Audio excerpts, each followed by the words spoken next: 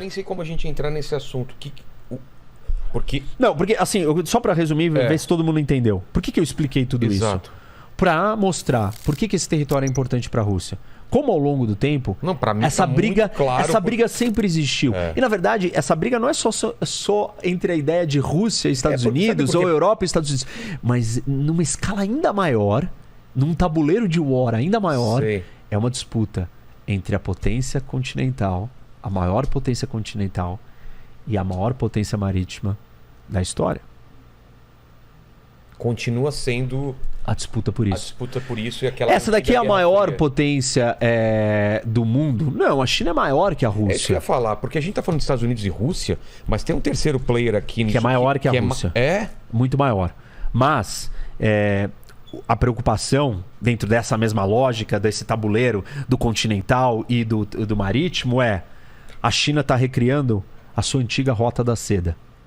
Belt and Road Initiative.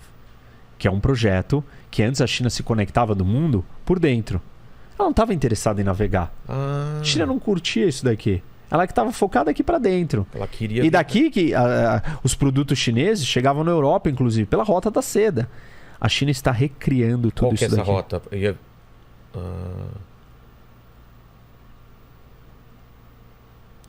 Tudo isso daqui está sendo recriado. E ao a China recriar isso, ela está se caminhando para o Heartland. Exato. Ou querendo dominar a Ilha Mundo. E se ela fizer isso, ela também vai ter uma riqueza muito grande. Só que a diferença da China é que ela é uma força híbrida. Ela é uma potência continental e ela tem a capacidade de ser uma potência marítima porque ela tem uma costa muito grande. Ela não é uma ilha como isso daqui. Ou isso daqui, ou até isso daqui. Mas ela tem um acesso ao mar real, que é um grande oceano. Que a Rússia, no seu melhor momento, não teve acesso aos grandes oceanos, não teve acesso ao Pacífico, ao Índico ou ao Atlântico. Essa parte não congela, né? Não congela. Agora, daqui congela, além de congelar, eu nem comentei isso. Repara que tem um cerco aqui, ó. Tá vendo? O Japão, o contorno do Japão e a Península Coreana, fazendo isso daqui é um negócio altamente fechável. Você cria um bloqueio aqui, impede, acabou. E fora que isso daqui está localizado do lado do nada. No fim do mundo. Quantas pessoas vivem aqui? Mais de 70% do território da Rússia tá na Ásia. Território da população, você está falando? Território.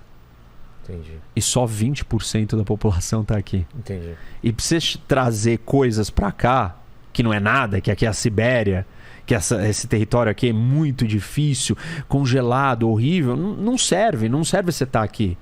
Claro, você não quer perder isso daqui, mas não é um lugar de acesso natural como aqui. Entendi. Como o Mar do Sul da China, como o Oceano Pacífico direto. Deixa eu ver se eu entendi então, professor. Rock.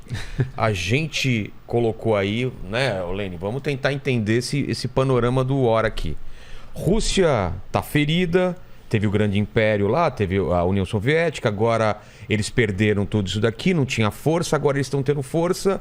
Porque eu imaginava, antes de começar a estudar isso, que era uma coisa mais de ego do que uma necessidade vital para a sobrevivência.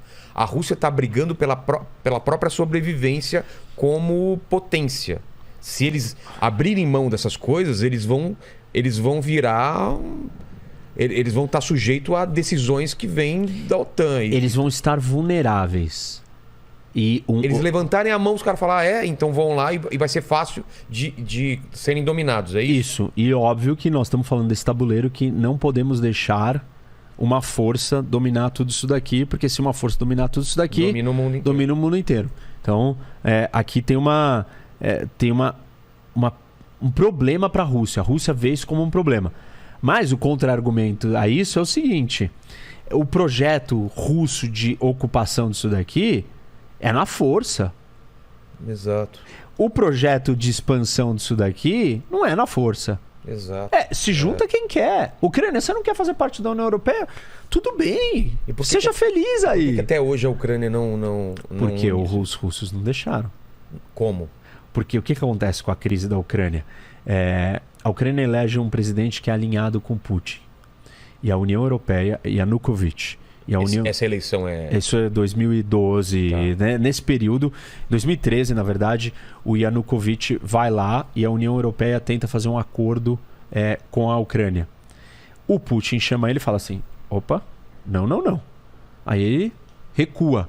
Mas qual que é a força do Putin? Que ele fala, se você fizer isso, eu faço isso? É um aliado dele. Ah, tá. É um amigo dele. Tem relação com ele, com as forças políticas que colocaram ele lá. Entendi. E aí, quando ele diz isso, o que acontece?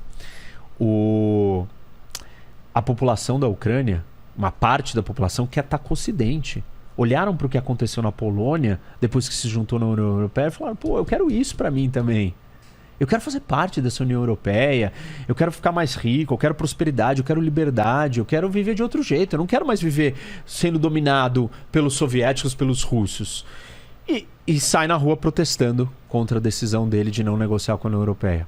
Isso quando? Isso em 2013. 2013. Isso se chama Euromaidan, que são os protestos na praça e derrubam o governo. Antes de derrubar, ele responde com violência, você tem choque, começa a se mobilizar a população, tem um monte de guerrilhas e lutas, e acaba derrubando o presidente, o Yanukovych, e ele foge para a Rússia. Quando cai o governo, é colocado o presidente do parlamento assume como interino, e aí depois nós vamos ter uma nova eleição, enfim, vão criar um novo governo. E aí os russos entendem que isso foi um golpe. Isso foi um golpe contra o seu aliado. Isso é o Ocidente que está manipulando a cabeça das pessoas, as eleições, tudo. Aqui no meu vizinho. No meu quintal, no meu vizinho, e querendo que eu me cercar. Então, o que acontece nesse momento? A Rússia começa a falar, não, isso daqui não vai dar certo. E aí, a retaliação do parlamento ucraniano vamos abolir o idioma russo da língua oficial da Ucrânia. O quê? Nossa. Quando eles fazem isso, aí o Putin fala, esse negócio não vai ficar bom para os russos que vivem ali. Aí ele decide, e nesse momento a Rússia já tinha, faz tempo aqui, uma base naval na Crimeia. Ainda, mesmo depois dessa nova eleição? Desde antes. Mas desde continuou, sempre. mesmo depois que o cara fugiu e tal. Era um acordo de longo prazo, a base naval estava ali, porque é a única base de acesso de água quente para os russos. E aí, o Putin decide que ele não pode perder a Crimeia. Quer pegar outro mapa agora? Acho que é melhor, né? Mais perto. Bem lembrado. Já tinha até esquecido dele. Agora sim. Olha só, hein, Lene? Fala num cara preparado aí, hein? Hoje coube tudo, hein?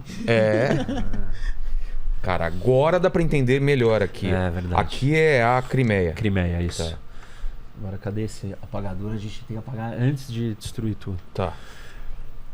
Crimeia aqui, Sevastopol, é a base. Por que a Crimeia é importante? Repara que ela é uma península, né, avançada. Ela te dá uma posição estratégica de navegação que ninguém tem. Se você está aqui, você chegar aqui no meio, você está longe. Você está aqui, qualquer lugar que você tiver, ninguém está tão projetado à frente. Turquia, para cá, para a Europa. Se você está projetado aqui na frente, você está passos à frente. Qualquer navio ou força naval que sair aqui, você já consegue interceptar, consegue bloquear, consegue fazer a diferença. Então, ele decide que ele não pode perder a Crimeia. Por essa razão de ser um lugar estratégico para acessar o mundo naval. Porque a Rússia não tem acesso naval ao mundo direito. E aí ele anexa a Crimeia. Como? Simplesmente ele coloca... É uma combinação de ações, né? Ele nomeia um prefeito da cidade, um cidadão russo. Aí tem milícias, que são soldados russos que não estão usando uniforme russo, dão suporte. Tem uma base naval russa que os soldados saem com tanques ou veículos blindados nas cidades. E eles fazem um referendo com a população. desse referendo, a maioria da população era de descendência, etnia e falava russo. Então queria estar com a Rússia. Ah, entendi. A maioria. Mas nem todo mundo pode votar e você não faz um referendo de um pedaço do país sem incluir o resto do outro país inteiro. Você tem que incluir a Ucrânia inteira. Claro. E não foi o que ele fez. E aí, e mesmo assim o referendo é fraudado e tal. E aí ele acaba criando problemas com a comunidade internacional, porque, pô, isso é uma anexação de um território. Então esse é o primeiro passo. Se eu falei que há 80 anos não acontecia, em 2014 aconteceu. Mas não foi uma guerra. Foi ele abocanhar um território e anexar e todo mundo aceitou. Entendi. Então ficou por isso. Isso foi quando? 2014. 2014 e o mundo olhando já meio preocupado. O mundo olhando, preocupado, condenou, não reconheceu, mas isso não muda nada, e impôs um monte de sanções contra a Rússia. Tipo? Sanções econômicas. Sanções do tipo tal banco, os ministros, secretários, oligarcas, pessoas próximas. As sanções atrapalham a economia russa. E isso cria algum problema. Mas na sequência ele não está contente só com isso daqui. Ele em 2014, na sequência, tem uma região aqui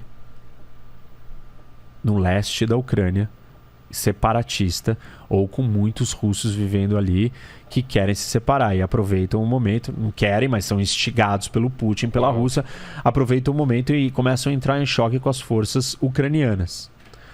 Os russos indiretamente estão apoiando e depois eles acabam intervindo aqui de formas ocultas, soldados não uniformizados. Eu não entendo direito, assim, a Ucrânia é uma coisa misturada, porque você tem russos lá dentro e tem gente que não tá afim não gosta muito dessa influência russa. Então, o exército da Ucrânia é coeso ou mesmo dentro dele tem... Não. Bom, ele é coeso porque eles são com ucranianos que defendem e percebem a sua identidade nacional ucraniana. Entendi. Existem soldados e militares ucranianos que desertam no meio dessa história toda? Vários. Ah, tá. O general aqui da Crimeia, quando a Rússia anexou, ele mudou de lado. Os russos viraram e falaram para ele: olha, te pago mais e te dou passaporte e cidadania russa. Ele falou: tá bom. Beleza. E vários fizeram isso. Entendi. E os russos incentivam eles a fazerem isso. Por que tem russo em todos esses lugares? Por causa da Guerra Fria da União Soviética, que ocupou todos esses territórios. Desde aquela época. Os soviéticos, eles planejaram a inserção de russos em todos esses lugares para fragmentar, para enfraquecer, para ter um olhar deles ali dentro. Tiraram gente daqui. Os russos tiraram o povo tártaro, que são povos de origem turca, muçulmana, da Crimeia. Quando eles anexam a Crimeia lá atrás, em 1700 e pouco. Nossa. Eles já retiram o povo original daqui. Então isso acontece, essas engenharias sociais acontecem ao longo de todo o território. Eles mudam as fronteiras. Ele pegou a Crimeia e deu para a Ucrânia. Colocou na Ucrânia, porque a Ucrânia era parte da União Soviética. Então tanto fazia estar na Ucrânia ou estar com a Rússia. Entendi. Aí quando veio a independência, ele falou: não, mas a Crimeia era minha antes. Mas bom, agora já era, você perdeu. Bom, mas aí começa o problema aqui nessa região. Essa região separatista, ela tá querendo se juntar à Rússia. E aí, desde 2014, os confrontos continuam. O episódio mais marcante, talvez, que chamou a atenção do mundo para isso, foi quando o avião da Malaysian Airlines, lembra? Foi abatido e caiu. Aliás, eu estava em Moscou quando isso aconteceu. E eu até dei várias entrevistas. Fazendo lá, velho? Tava visitando. Tá. Mas aí aconteceu um negócio. Nossa. Eu entrei ao vivo em todos os veículos. Eu entrei transmitindo o que estava acontecendo ali. Abateram e derrubaram o avião. E quem que derrubou? Armamento russo na mão desses rebeldes que são ucranianos, que falam russo, de etnia russa, ligados com os russos, que queriam fazer parte, queriam pegar esse território deles e se juntar com a Rússia, estimulados e incentivados pelo Putin, pela Rússia. O que acontece? Isso daqui fica desse jeito. A Rússia dominou a Crimeia. Aqui não evolui, mas quem tem controle do território são os separatistas, né? E aí, de repente, em abril do ano passado, o Putin começa a trazer soldados para a fronteira. Fazer as tais manobras, os exercícios militares. Ele tira do resto das outras fronteiras? Tira aqui até da Sibéria e traz gente para cá. Aliás, dado interessante, acho que é desde 1920 que ele não deixava as fronteiras com a China e com a Mongólia tão desprotegidas. Ah, é? Com contingente tão baixo de soldados. Pra você ver o quanto que ele mobilizou e o quanto ele está interessado nisso daqui e o quanto ele se sente seguro na relação com a China hoje. Quando ele faz isso, né, o Ocidente fica olhando, tá todo mundo olhando, ninguém acha que vai dar nada. O que esse pessoal fica fazendo aí? Eles estão se preparando. Tá vindo combustível, tá vindo tanque, tá vindo armamento, tá vindo trem, tá vindo soldado, tá vindo avião, tá vindo míssil, lançador de míssil, tá vindo um mundo pra aí. Hoje são 200 mil soldados. E você não faz isso só pra... deixa eu dar uma ameaça, deixa eu dar um susto no mundo. Não o Putin. Ele não é esse cara. Não, porque ele entende como que funciona a política internacional. Ele sabe que se você blefar e não entregar, você vai ser visto como uma pessoa fraca. Entendi. E se você for fraco, uma das ferramentas da política internacional é a ameaça. É você virar pro outro e falar assim, olha, vai ter consequências. Que consequências? Quem é você? Ó aqui meu histórico. Ó o que eu já fiz. Entendi. Ó quais são as minhas consequências. Se os Estados Unidos ameaçam um país de algo, essa ameaça ela é crível. Por quê? Os Estados Unidos se envolve em vários conflitos e tal. Agora, se o Brasil vira para a Argentina e fala, olha, Argentina, não faça isso. Argentina, o que vai acontecer, Brasil? Você não tem histórico, você não tem credibilidade, você não faz. E o Putin entende essa lógica muito bem. Ele é um ex-KGB, né? Serviço secreto, russo, soviético. Bom, e aí, o que aconteceu nos últimos dias? Essas províncias, lá em 2014, se declararam independentes. Esse pedaço aqui, que é mais ou menos o pedaço que está controlado pelos russos. Mas o tamanho do estado mesmo, ele é mais ou menos isso, vai. Tá. São 2 provincionas. Esse pedaço aqui é controlado por ucraniano. E a Ucrânia domina, tem soldados aqui e tal, e tá em confronto com esse pessoal daqui. Desde 2014, o tempo inteiro acontecendo isso. Agora o Putin virou e falou assim, tudo isso daqui é um país independente.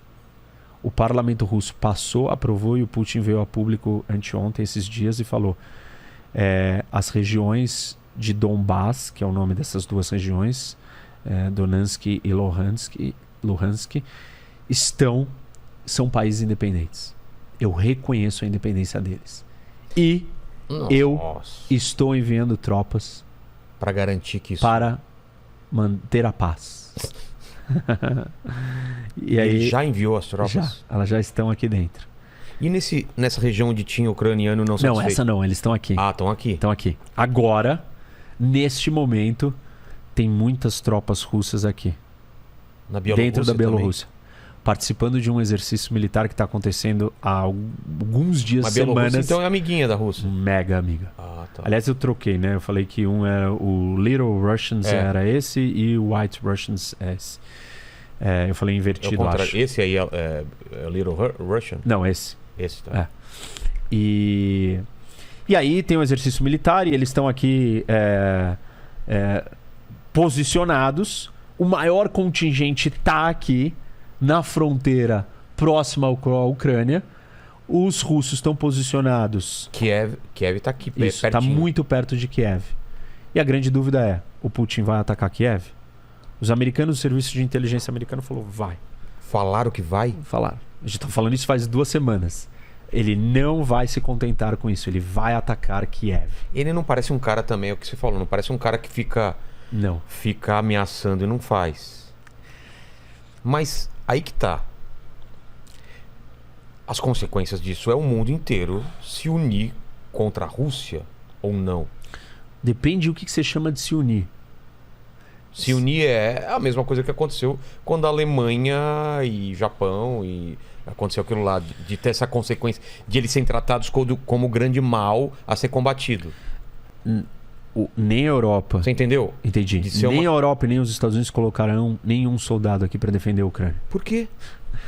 Porque eles não estão preparados para entrar numa terceira guerra mundial pela Ucrânia. Basicamente isso. Eles não se prepararam durante os anos? Não, eles não querem fazer uma terceira guerra mundial pela Ucrânia. Ninguém quer? Não.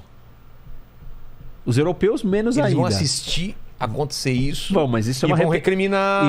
Isso é uma repetição da história. Eles assistiram isso com Hitler. Exato. Falaram, não, mas é só aquele ali. Deixa tudo lá bem, na Polônia, né? Polônia, não, só. Aí chegou uma hora que foi tarde demais. E o Putin, então, ele espera que isso aconteça, que não tem uma reação. Ele tem certeza que não vai ter. Tem certeza. Tem certeza. E ele tá certo. Mas não haverá uma reação militar do Ocidente para proteger a Ucrânia. O que o Ocidente vai fazer? Dar armas. Já está dando, desde 2017.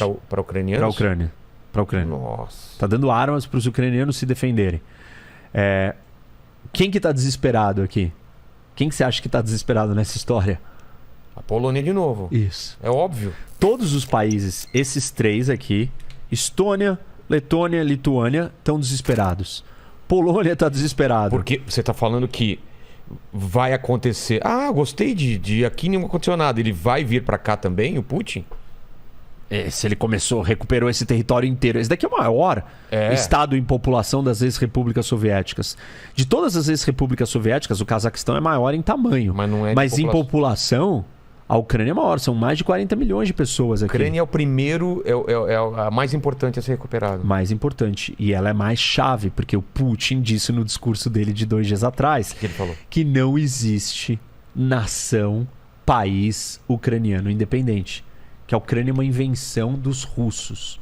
Dos russos? Dos soviéticos, dos russos. Que esse país não existe, que eles são irmãos e que eles são russos. Na verdade, que não existe diferença entre russo, da Rússia e russo, por isso que é White Russians, ou russos brancos, tudo... little, pequenos russos, tudo russo. Isso daqui é tudo russo para ele. Só que ele ignora que existe um idioma, uma cultura, uma história, uma identidade nacional de um povo que foi dominado em momentos pelo Império Polonês, por vikings, por mongóis, por todo tipo de gente. O que a grande preocupação aqui? Como que isso vai acontecer? Primeiro, né? O que ele vai fazer em Kiev? Ele vai entrar em Kiev, ocupar, derrubar o governo e sair? Se ele fizer isso, aí volta um outro governo depois, ele não tem controle sobre o país. Se ele vier ficar e entrar em Kiev, ele vai ficar numa guerra urbana. E uma guerra urbana numa cidade desse tamanho, num país que não quer ser dominado pela Rússia, é uma guerra de guerrilha. Sangrenta e... interminável. Interminável. Porque ela não acaba. Você vai ter que exterminar todo mundo para acabar. Enquanto tiver 100 ucranianos ali lutando, é um sniper, né? Um atirador no alto de um prédio, dá um tiro no tanque, explode um tanque. Carro-bomba. É guerrilha, é assimétrico o conflito. E aí mas a Rússia as baixas são altíssimas. A Rússia não quer isso. Assim, se ele estiver caminhando para isso, é uma loucura. Ele tá num outro nível de loucura. Você acha que não é isso que ele vai caminhar para isso? Eu acho que não tem como. Só que ninguém conseguiu entender o que ele quer fazer com Kiev, se ele não vai fazer isso. Tem gente que tá aventando a possibilidade de ele entrar, derrubar, sair, fazer um cordão em volta da cidade. Isolar a cidade por fora e não ficar na guerra urbana. Sei lá. Nossa. Outra possibilidade é ele só vai anexar essas províncias aqui do leste da Ucrânia. Ou, eu tenho dito isso daqui também, ele vai vir aqui e criar um corredor para pegar por terra a Crimeia. Porque a Crimeia, ela não tem ligação por aqui, tá certo? Que ele colocou uma ponte depois de 14, mas a conexão com o continente está aqui. E para ele fazer isso, ele ocuparia esse território, controlaria isso daqui, e aí é um jeito da Rússia acessar a Crimeia, direto por terra.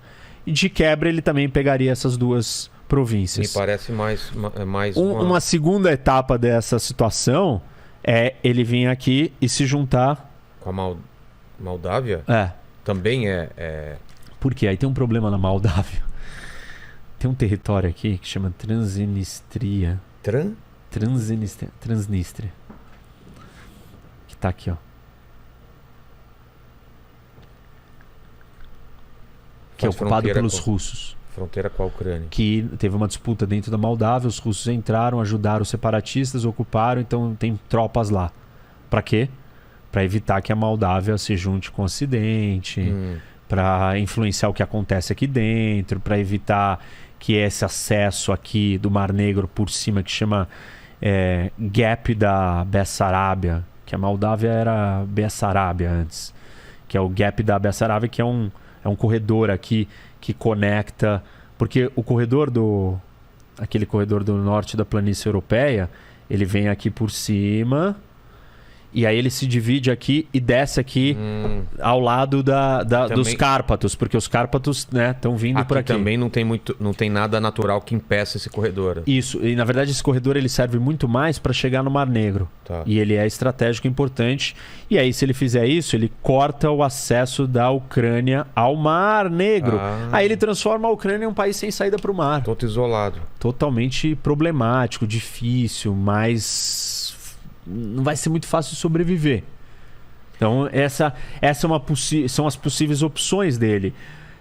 Ou ele não vai para Kiev e só lida com esse pedaço aqui e tudo bem. Eu acho que para Kiev é uma coisa, pelo que você está me falando, é uma jogada muito arriscada para ele, né? Muito, mas assim, todos os serviços de inteligência do Ocidente dizem que ele irá invadir Kiev. Hoje, o presidente da Ucrânia declarou estado de emergência no país e convocou todos os reservistas. Toda a população parou e ninguém mais trabalha e o país inteiro está mobilizado para a guerra. Porque você tem que se concentrar e se preparar para a guerra, porque eles acham que a invasão é iminente. E ele está sendo orientado e guiado pelo Ocidente, tentando ajudar, pelo menos com informação. Como se começa uma guerra desse jeito? Primeiro ele vai atacar com mísseis. Porque ele vai destruir as baterias antiaéreas e a força aérea ucraniana do que restou. Que já não é grande coisa, mas ele vai atacar as bases militares. Ele sabe onde elas estão localizadas, ele vai bombardear com mísseis e vai destruir o exército ucraniano antes dele se mover. Depois ele vai vir... vai exercer uma superioridade de comando e domínio aéreo. E depois ele vai vir por terra. Como que faz esse domínio aéreo? Uma vez que você não tem mais força aérea do outro país, você... Não tem antimíssil. Não tem antimíssil, você controla o espaço aéreo e você vai ficar voando, sobrevoando, vendo o que está acontecendo ali. Você vai ter superioridade aérea para ajudar suas forças terrestres que estão avançando por terra. E aí ele vai vir por terra... Que vem a terra e vem um avião bombardeando aqui, evitando... Se tem resistência aqui, o avião avança e ataca antes, helicópteros e tal, e vai caminhar. É uma guerra perdida para a Ucrânia. Se a Rússia quiser mesmo avançar, eles não têm o que fazer. Só resistir. Mais ou menos. Ah, é? Em 1939, a Rússia decidiu que ela iria ocupar a Finlândia.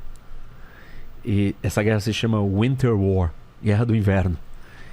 E aí os russos estão com, acho que, se eu não me engano, era 40 mil soldados.